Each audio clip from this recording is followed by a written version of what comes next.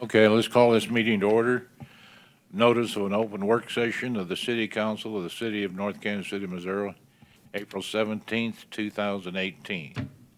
Mr. Eric? Well, thank you, sir. The city is in the midst of a project to overhaul our zoning ordinance, and so here to provide an update on the process so far and where we are at this time, I'm going to go ahead and turn things over to our Community Development Director, Sarah Cope.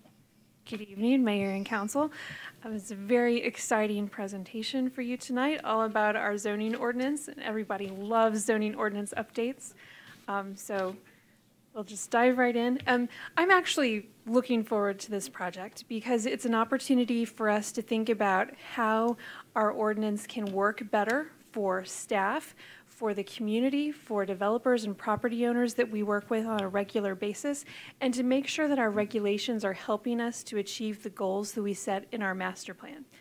Our master plan did include a review of our zoning ordinance and gave us some suggestions for things that we should be thinking about in an update. But now we are really getting into the nitty-gritty of that work, and we selected Gould Evans as our partner on that project. Chris Brewster is here from Gould Evans to give us this presentation tonight.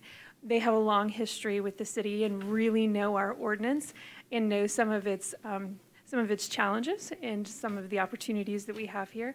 So I'm glad that Chris is guiding us through this project. I also wanted to let you know that we're working with two other groups. We have a staff technical committee that is assisting with some of the technical details. You know, how do our application procedures work? What should we be keeping in mind from a technical point of view? And then we're also working with an advisory committee that is our planning commission, plus Richard Lanning representing our industrial property owners, and Ryan Tull, who is a resident and has a background in residential development. So they are, hearing from Chris on a regular basis and giving us some advice and feedback as we move through this project. And I'm sure that Chris would encourage you to ask questions at any point in the presentation tonight, and I will turn it over to him. Thanks, Sarah. Yeah, we're very excited to work on this project as well. We spend a lot of time doing this, and as Sarah mentioned, development codes are, they're laws and they need to be legal and enforceable, but one of the things we enjoy working on them is they're probably one of the most unique laws in your city, and that they're constantly encountered by the citizens, average citizens, developers, lay people, residents, designers, you all as decision-making bodies. So they're touched daily by different groups. So they need to be simplified and understandable, and so that's what we spend a lot of our time on whenever we do a project, and yours is especially that way, largely because a lot of things that were in your plan that Sarah mentioned. So added this picture from our title slide because at our last advisory committee meeting, someone said, "Which city is that?" And Sarah pointed me to the exact address, and sure enough, there it is. So we added that into our title slide. I'm going to give you just a brief overview of our scope, what we're working on, and then a status update on some of the key issues. And as Sarah said, stop me at any point for any questions or discussion items or things you want to alert us to. This is a snapshot of our overall scope of services. One of the things when we do these types of projects, we don't begin drafting the regulations till probably about halfway through the process. We spend a lot of time in the initiation, analysis, and discussion, and so that's where we are now. We're through the work with the advisory committee and technical committee, we're just jumping into the broader discussion. We've done our due diligence on reviewing your plans and reviewing the development codes, and one of our first big deliverables was the plan conformance report, which I believe you all have seen. And so I'm going to talk a little bit about some of the findings from that. There's nothing, a lot of this was kind of broached in your comprehensive plan as well. Since that did a zoning analysis, we just went a little deeper, and we're beginning to kind of build the structure of the new code from an organization standpoint and topics and what things we want to address. So that's what I'll hit on tonight mostly.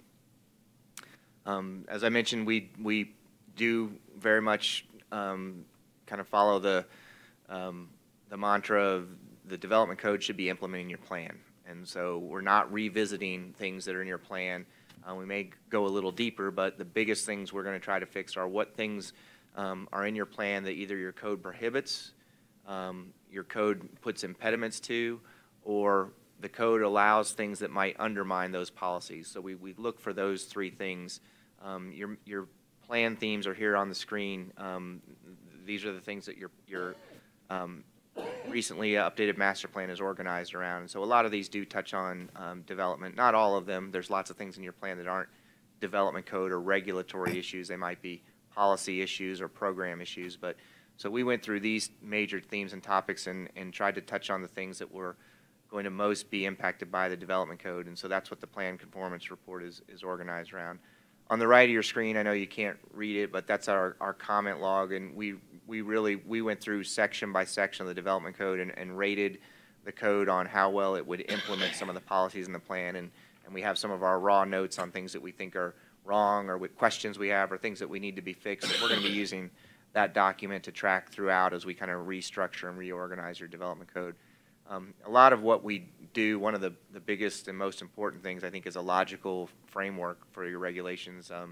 Most communities that haven't touched or reorganized their regulations in a long time, they kind of become a list of standards and just kind of a collection of different sections and topics rather than a real integrated product. So we're kind of rebuilding the organization structure now before we start drafting, but we'll literally be able to map things that are in your current regulations to the new one, and to make sure we don't leave out things that are important and to make sure we addressed all the right topics. So this document on the right is what we use that for. As I mentioned, those 5 themes, what we did was we kind of rephrased those as things that would be most impacted by the development regulations. So growing business opportunity from a zoning perspective, it's what's our approach to enabling land uses and in what districts do we enable those, and does everyone have a high level of expectations where those things go. So reorganizing your districts and use table is one of the topics we looked at. The idea of expanding population, do we have the right housing options? Do we have them pinned to the right areas and right types of neighborhoods? And the plan is also very strong in building neighborhood character, making valuable neighborhoods that people want to invest in North Kansas City. Creating memorable places is a strong theme in the plan. So downtown obviously being the most memorable place you have, but also calls for new mixed-use districts, the one you're working on now, but where else are we going to be looking at mixing uses into those kind of people and social places? I just mentioned the mixed-use area that you're working on. That's kind of enabled through an existing PUD, and we're probably not going to, if you have questions on how's this going to impact that, we're probably not going to disturb that too much. It's kind of its own little entity there, and we know that's an ongoing project. So we don't, we can address things that might be coming up looking forward to the future, but as far as the ongoing development, we don't anticipate very much impact on that. Build a multimodal network. A lot of that deals with capital investments in your public realm and streetscapes. So we will be looking at that a little bit, but it's more of how do we get development to relate and respond to those investments, whether it's the Burlington Corridor, Armour Road, or other places. How are we putting in development patterns that are supporting that your investments in either bike or pedestrian amenities, and which locations are they going to be in? There's a lot of times it's not the entire city we're talking about that need that sort of boost. It's really only a few blocks. So are we exerting our influence on development patterns in those areas first and letting it build, because there are going to be plenty of other areas where the development pattern is different.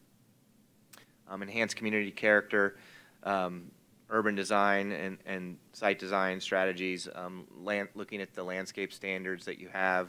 Sarah's alerted us to some concerns and issues you have with that. So just kind of, again, getting people's expectations up to what's the image of the community. And then the last one wasn't one of the themes, but it was included in the zoning analysis, was really to modernize the zoning ordinance. As Sarah said, there's a lot of good ideas that we're exploring further in that, and I'll spend a lot of time talking about that in detail here next. But the ultimate thing we want is a user-friendly code, because it is touched by so many different people in your community.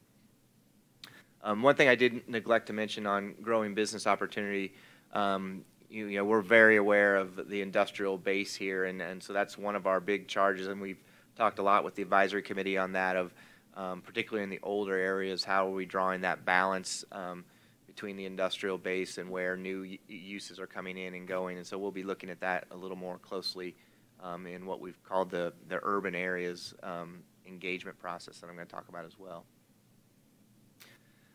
Overall, the main findings of the report were, again, a lot of work on just organizing and simplifying the code, grouping common topics together so there's good cross references where they need to be, but we're also not repeating sections over and over again, and we find that we can dramatically shorten ordinances when we do that. Converting a lot of text to graphics and tables wherever we can, and really just using a plain language drafting style, not using too much legalese or planning jargon.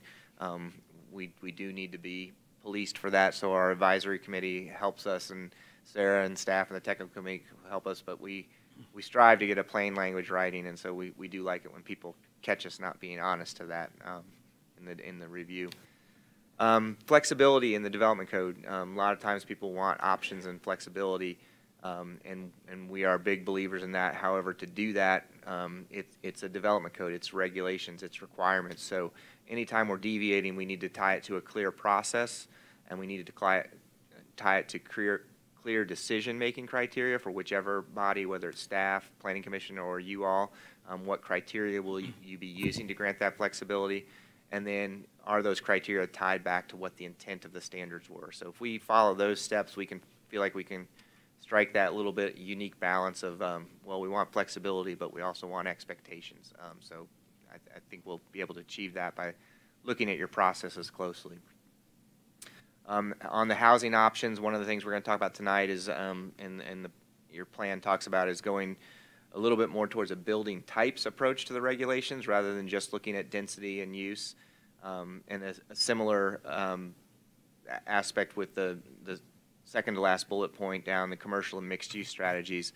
A lot of that deals with the scale of uses and not the use itself, and tying certain buildings to their context. And we'll talk about that a little bit.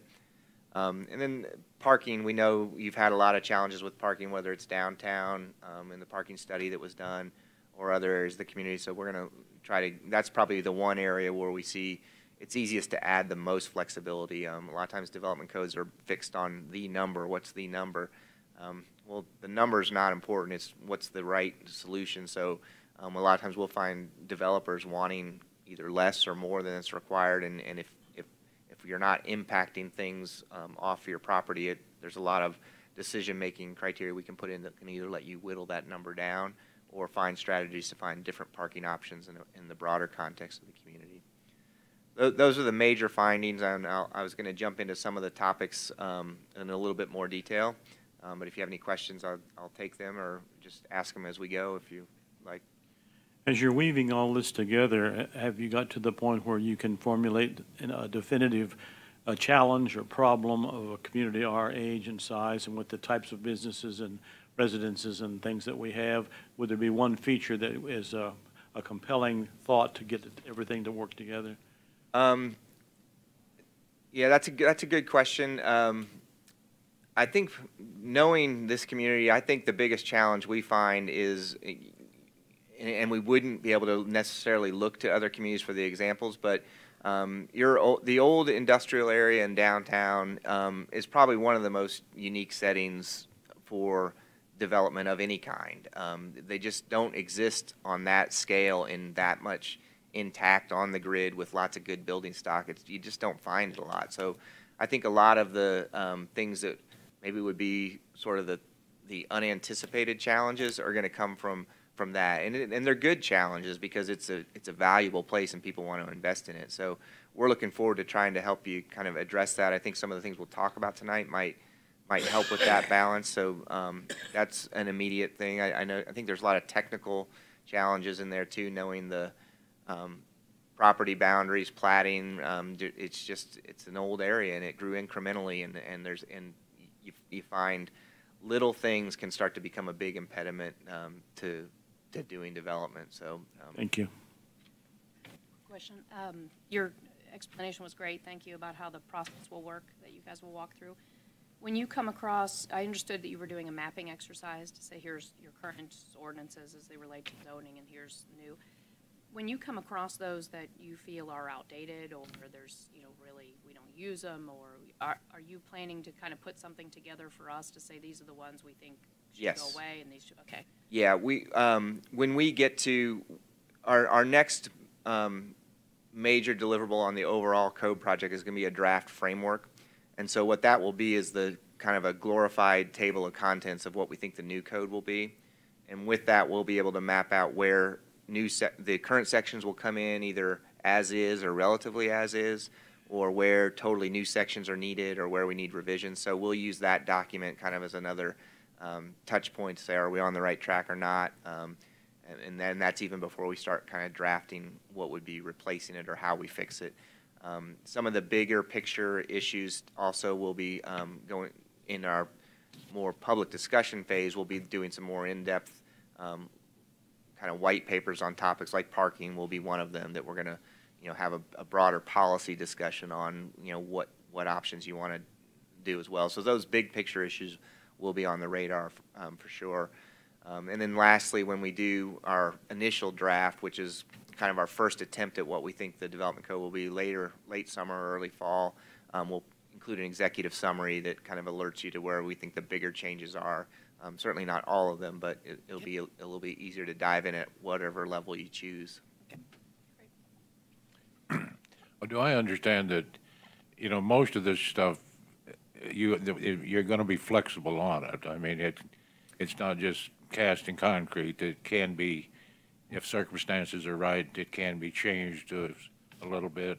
Yeah, and I think it will be different to different contexts. I think the plan certainly suggests there's areas where the community does want to raise the bar in terms of building the community image and community character. So there's going to be certain areas where we just want to codify the expectation level of the community in terms of investing. And I think of those places mainly as the places that are intended for being those walkable people places, the human scale areas. And they aren't, you don't need it would be great if the whole city was that, but we're realistic. We know that that's not how cities work.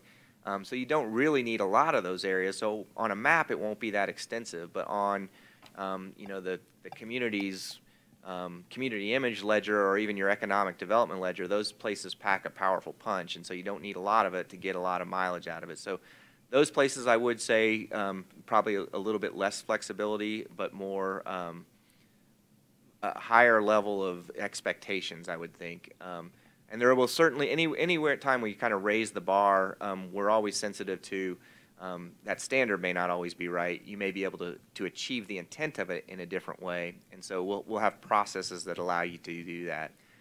Then other areas of the community, I think we would be looking at the standards might actually be an impediment because they've been adopted from what we would call a conventional use-based code. It's just uses and setbacks, and then all of a sudden we run into things and you say, oh, well, you can't do that. And Sarah and her staff are sitting there going like, we don't know why, the code just says that. So those are areas we're going to kind of want to try to open things up a little bit.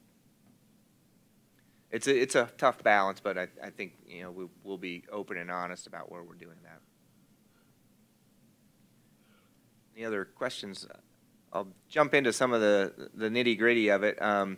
This is the topical analysis of what is in the plan conformance report from those summaries, kind of matching a lot of those ideas. The ones I'm going to hit on are approach to districts and uses and how we kind of look at that, housing options and neighborhood character, and then mixed use and commercial generally, but more in the light of looking at downtown and the Burlington corridor in a little bit more detail. So the first approach to districts and uses, one of the things the plan conformance report talks about is we know you have what we would call sort of the laundry list among different districts where it just starts listing uses. And the code is very use-based. Some of them get quite specific, and then some of them might overlap between different districts, and it causes a lot of interpretation issues. We know this from the Burlington corridor overlay we worked on when we looked at all the different zoning districts along there. We found that things were called something in one district but not in the other, and so how did we merge that into an overlay? And it became quite a challenge. So the first step we want to do is just to get things into a use table that's all in one place so that we can call things all the same thing in every district, and then we can have a better analysis of what we allow in one district as opposed to another. The second big recommendation is to start to group things more on the scale of the use rather than the use itself. So this is an area where we might be opening up a lot of flexibility if we start to just call things by general use categories and not be ultra specific to them, but really differentiate them based on their scale. And I have a couple examples of that to show. The retail example is easy to point out, but there's other examples. And some of your development codes already started to do this with some uses, and we just think as we move to a use table, we'll find other opportunities to do it. But a typical use-based zoning code would call this all retail, or if it gets really specific, it might call it, a hardware store is enabled. That would be an example of getting maybe too specific with the use category. But they're quite different. Totally different scale, totally different impact, totally different context where they're appropriate. One is a very small scale building in a mixed use area, the other is a large commercial entity, but our zoning codes historically haven't recognized those differences. So we want to try to recognize as many of those as we can, and so one way to do it might be to refine your retail uses by the scale of them, and this might work for other uses as well, to distinguish them based on scale. So as we go through, another area where we might be able to do that is that strategy might help us with in the master plan, what's called the industrial transition area, that edge of expanding the downtown down Swift, a lot of industrial things going on there. How do we let things mix, and then when do we get to the pure M1 or the areas where we want to reserve it for industrial investment further south and east? And so looking at the scale of those operations is going to maybe allow us to better find a transition to that edge. I don't know for a fact, but it's one tool that will help us. And so we're in the process of kind of building that use table now to see what the just purely mapping out your current uses, what would they look like in a table, and then do we need to make adjustments? So we're going to be doing that over the next probably few weeks as we prepare to look more in depth at that area as well. The second major topic is for housing options and neighborhood character, going to a more building type approach. This will probably be most effective in the areas immediately north of downtown or within newer mixed-use developments of how do we better integrate housing with commercial areas and different housing formats as well, and I'll try to explain why. Currently, your zoning ordinance doesn't address these middle types.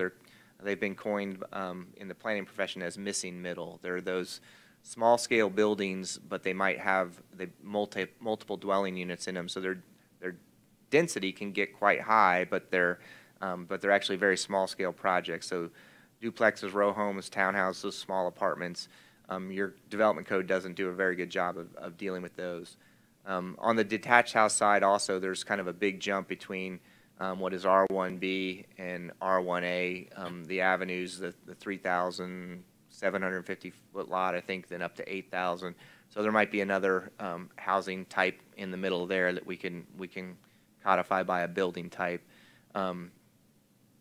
Taking a little bit of a backtrack of what the new approach and perspective is the planning profession in general has always kind of looked at housing as you have two options. It's single family and multifamily. And then maybe if you get fancy, you put in a category in the middle that's two family. And then when we map it in a plan, we think of it as, well, it's these three types. It's low density, medium density, and high density residential. And so we're regulating by just use and density. And the idea is that creates compatibility, but the reality is when we don't look at the building types, there's nothing magic about that density number that ensures things are compatible. It's a building type issue and not necessarily a use or a density issue. And so and that's our zoning maps and plan maps begin to look like this, and they don't tell us a lot. They give us a false sense of, yeah, everything's going to be okay in this area. But when we look at building types, the single family to multifamily now becomes a lot different. There's not just multifamilies, this broad palette of different things. Some we may want, some we may not want at all. Some we may want more of in more locations, and they may fit in quite nicely with single family neighborhoods and homes. And this one also points out the fact that the idea of a duplex or two homes is not necessarily equivalent to just putting two homes together. It's a distinct building type that has the same scale and mass as a house, and therefore it fits into neighborhoods quite well. So looking at those types of issues can help us figure out which pieces we want to go where. And of course, you all know this well because you have one of the poster child developments of mixing these types and mixing them quite well. Even though there's a wide range of site density among them, they all come together in a cohesive neighborhood because the building types are all low scale and have a similar community design that makes it all work. And this was only done through a larger master plan project. So we want to look at perhaps opening up opportunities to do these on a smaller scale where the location or the fit is right. So mainly this is looking at, to tie it back to your development code, what we're talking about here is your current R4 and R5 zoning districts. There was a lot of questions in the master plan of how would they be used. They kind of have a mismatch of when they start to allow some of these things to come in, they also allow very tall buildings, and so that it's not necessarily a height issue, but it's getting the right building type. So some of those districts that are recommended to sort of be discontinued or phased out, we might be able to repurpose with some of these new strategies so that someone could map them if the situation were appropriate in the future. We don't anticipate mapping any as part of this effort, but we might turn up some areas through our look at the downtown and surrounding areas where that could happen. But again, they all exist in close proximity together, and it's the neighborhood character that ties them together, and the building scale and building type that makes them work, kind of regardless of whether they're single family or multifamily, or regardless of what their density number is.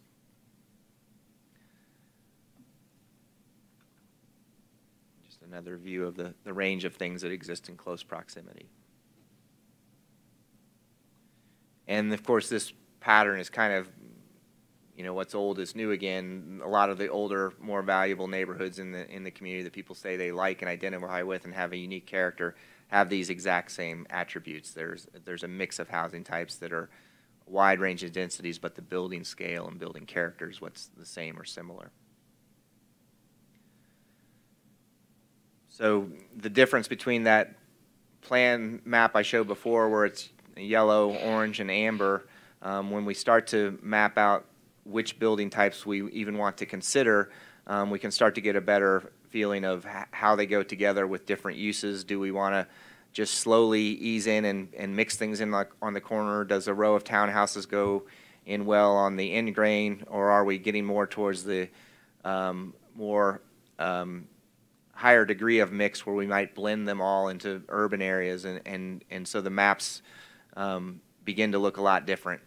You get a lot more refined look at different housing types in a single neighborhood. So that's all a long way of saying what we want to try to do with those R4 and R5 districts is not talk as much about what the density of the project is, but talk about what building types all mix together, and then see if there's areas beyond your single-family neighborhoods where that type of zoning might work better. Any questions on the housing options approach before we move on?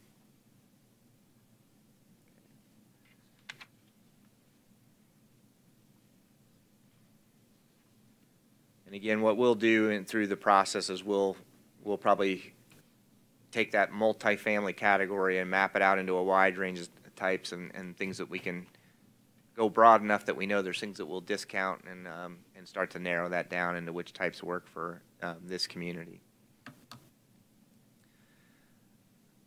The other big topic is mixed use and commercial, and how do we create some of those memorable places, or the community character and image makers, as it's called in your plan. So this is an example. Again, the planners have used the term mixed use fairly sloppily, I would say. We use it a lot as like it's the antidote to everything that's wrong, but no one stops to say mixing what, and mixing it to what extent and what scale. So in our view, it's all based on what types of places are you trying to create. So mixed use can mean something totally different over in your redevelopment project as it might mean next to a neighborhood. And so we want to talk about it in those terms of, what scales of uses are you mixing, and how do they fit into the community. So to go back to that example I used on the use table of how we're enabling uses, the same kind of analysis goes with what should the development standards be, because again, they're completely different sites and completely different building types. So we can start to take those uses that you've filtered out and maybe start to pin them to different commercial building types and figure out which types belong in which districts as well.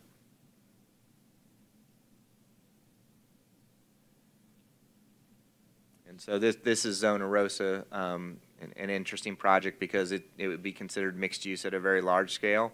And when you're in the center of that development, it's a very good kind of people-oriented place.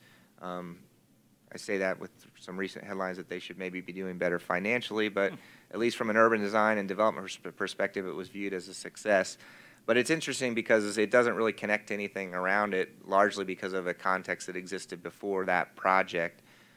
So it's one type of mixed-use place, and then here's a totally different type of mixed-use place that's really well integrated because of the context around it.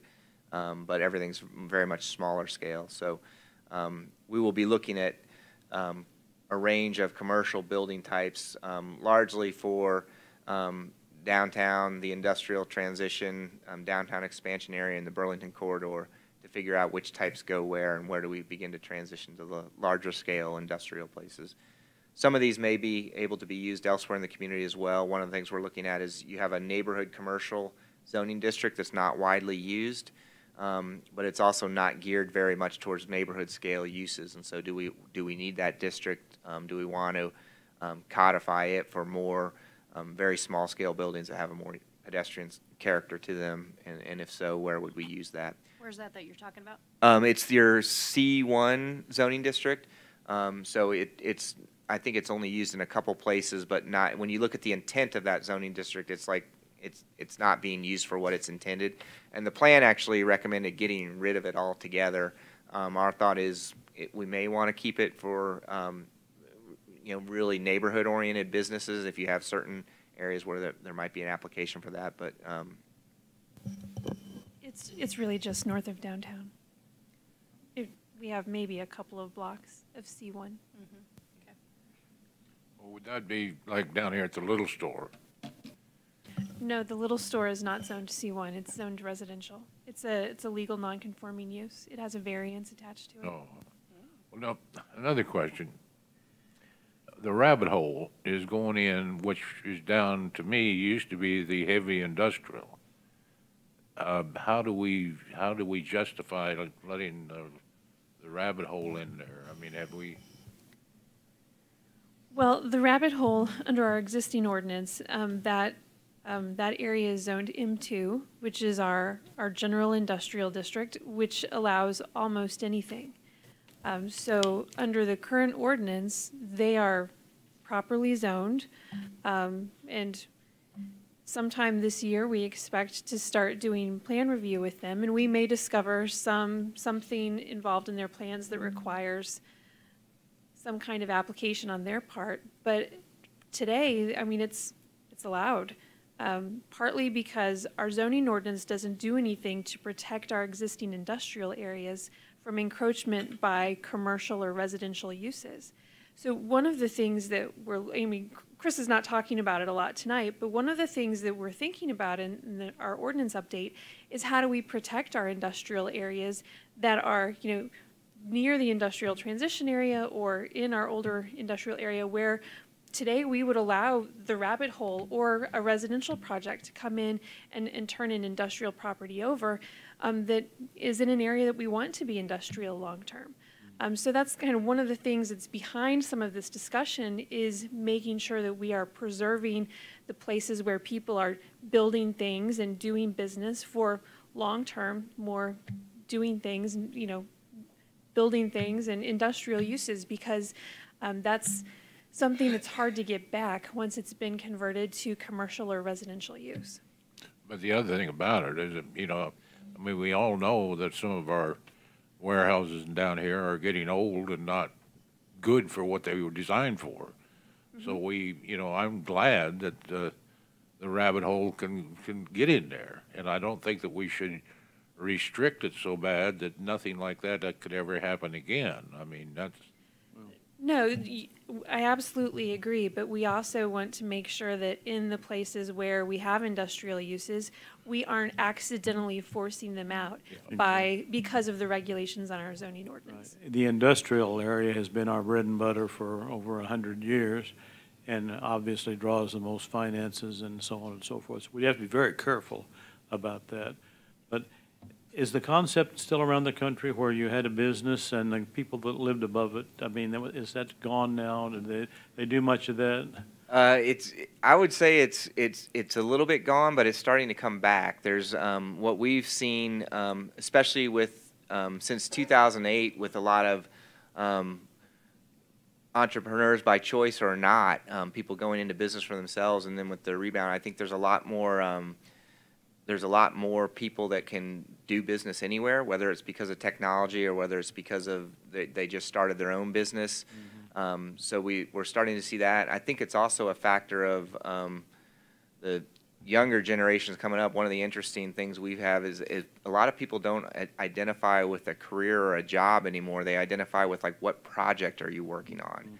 So there's a lot of, like, people that are in this collaborative economy that are sort of freelance people, and so those people can work in any type of environment. So from the planning standpoint, we see that couched as a live-work building, a place where you can either take a commercial building and put a loft in it and live in it and work out of it, or one of the more urban-style residential buildings that you could put a small studio in it or an office in it. So we do see that coming back. That kind of downsizes your economic value, though, does it not, as opposed to a large factory or a business, a big warehouse coming and going with the trucks and so on?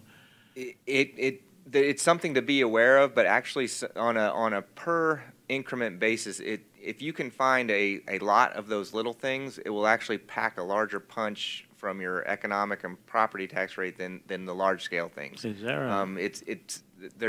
We actually had there's a discussion series going on in Kansas City through the public library about building value in the city, and they're linked online, but some of the speakers have come in and mapped out what are your most productive areas of the city, and it's pretty startling when you see it. Some of the very small scale uses, when you convert it to a per acre increment, shoot through the roof. Then the larger scale uses don't. Yeah. Thank you. But the trick is to get a lot of them, and to do a little effort in getting them. It's kind of the planning jargon term is economic gardening. So we want to be open to all of those possibilities, though, in your development code. Be prepared for all of them.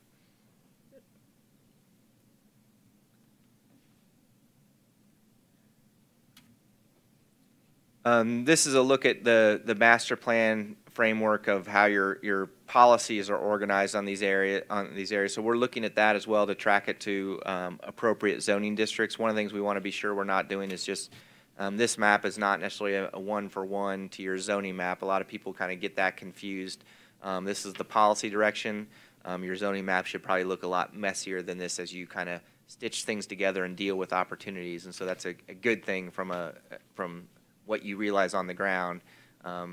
As planners, sometimes we're like, oh, that looks messy. We need to clean it up from the map perspective. But getting all those things to work together at the seams is what we're going to be looking at most closely.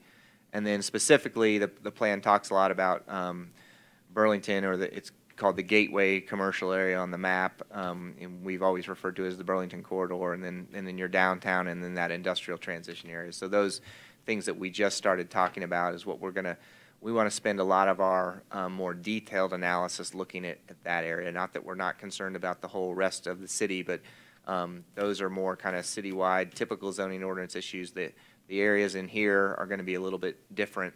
The master plan actually talks about trying to do a form-based code for the downtown, and we'd like to take that idea and try to expand it as far as we can into some of these other areas because of some of the things we just talked about. It can be a good tool to help you figure out where transitions occur on a block-by-block basis, whether it's transitions in building type and building scale, whether it's transition in uses, or whether it's transition in the character of the public realm from really pedestrian-oriented to very truck and freight-oriented. And so we're going to be looking more closely at this area over the next coming months.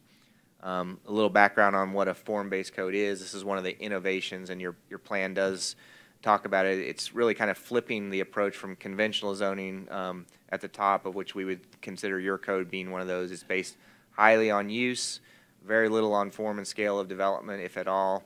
And then to address the problems that come up, you kind of tack on, when you're not satisfied with the results, you tack on design guidelines. Well, that's a design problem, so let's put design guidelines on it to make it better. And so you've kind of done that. You followed that trajectory with your downtown a little bit. The form-based code would flip that all on its head and say, let's look at the building scale and form first, and what types of places go where, and then the uses will be secondary or last. So that's a simple way to explain it. What we typically find in a form-based code is everything gears from the public realm. So which streets are going to be our higher design human scale streets, and which ones are going to be our traffic movers, which ones are going to be freight movers, and that gives you a lot of cues of where we should kind of up the game on development standards versus not. And again, the upping the game areas don't have to be very extensive. We can pick and choose where we may put those. And then everything else kind of builds from there. What types of open spaces, what types of frontages, how does a building relate to that public space, and then what building types go where. Those would be kind of the kit of parts that would go into a form-based code. And so what we want to do is actually go through and do a little more detailed analysis and study of what's going on currently in these areas, a little bit further than your master plan went. The master plan has some mixed-use commercial and mixed-use residential prototypes to start from. And we want to maybe go a little bit further and answer some questions on should we go all the way to a form-based code where we're codifying building types, or are there smaller areas where we should do that versus larger areas, and what strategies are going to work out and which won't. So to do that, our next steps are what we've kind of refocused our discussion phase into what we're calling the urban areas engagement strategy, where we want to do a more detailed analysis of what's there and what types are there, and how do they match up with the current development standards or not. And then come back with a conceptual framework sometime around June to map out where we see different character areas, and would those possibly be the basis for a mapped zoning district based on building types. And after that discussion, we would kind of figure out, is a form-based code approach appropriate or not, or how would we go about that, and we'd work on that through the summer. The left-hand side of the screen is how we're tracking the overall code rewrite as well, all these bigger picture issues that we're going to deal with in the overall code structure, and eventually marrying those up at the end of summer is our plan. So as I mentioned in the beginning, we're kind of just concluding our analysis, starting to get into some of these more detailed discussions, and then our hope is through the end of summer we can begin putting that framework and the initial draft together. Overall, the target is about sometime next spring to be giving you after fully vetting an initial draft and a final draft, giving you what our formal recommendation is for adopting a whole new development code. Sounds fun. As far as the avenues, what do you see as far as the avenues, as far as the code? And, you know, we've got mostly single-family residents there, a few multifamily. Yeah. What is can you elaborate on, like, in the avenues area, what district that would be and what your vision is? Yeah, that's probably a lot of the single-family areas we don't see a lot of change unless it would be in and around the edges. You're probably one of the few cities that has a zoning district for single-family on those small lots, and we view it as a positive thing. It puts a lot of homes in close proximity to parks and downtown. So unless we're alerted to any issues going on in the avenues, we wouldn't really foresee any change. The code does a pretty good job of enabling those.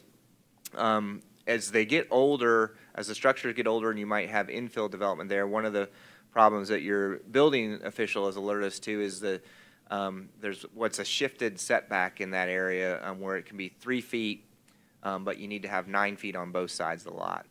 And so that can kind of create some problems because the buildings can start to be 3 feet on each side of each other, and that's a building code issue, and it requires certain fire rated walls, and that's tough to track. So the one change we might see there is to actually shift it to go, let's just put it at 5 and 5 so that there aren't any building code issues there. We don't know that that'll be the right solution or not, but obviously anything that's there would be illegal nonconforming. It wouldn't force anyone to change, but it might be something to think about as we look at potential redevelopment on a lot-by-lot basis. Obviously, the challenge then is going to be is how does everyone shift at once if only one project's being developed. But it's the only thing that we're aware of that's a potential impediment in that area. Thank you. Anything else?